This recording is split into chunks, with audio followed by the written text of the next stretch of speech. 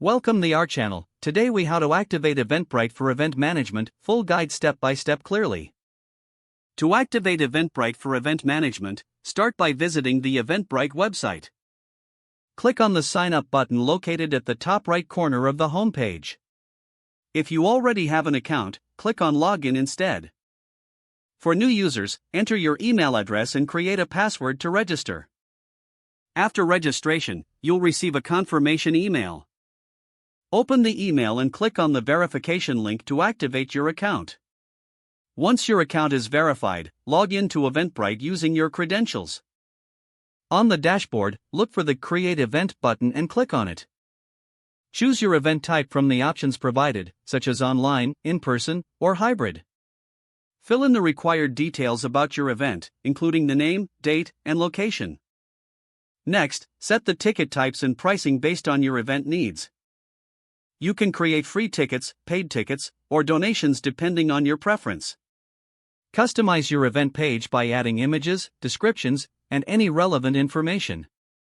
Make sure to use engaging visuals and clear language to attract attendees. After completing the event details, review everything for accuracy.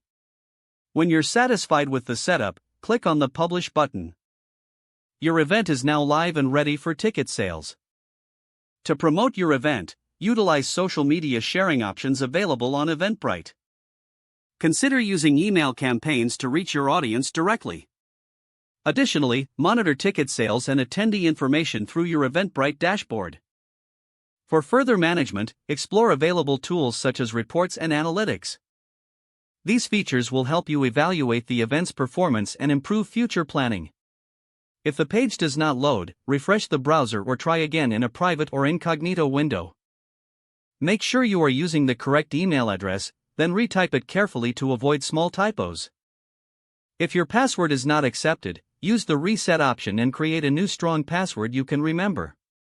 Check your spam folder for verification or security emails, then complete any requested confirmation steps.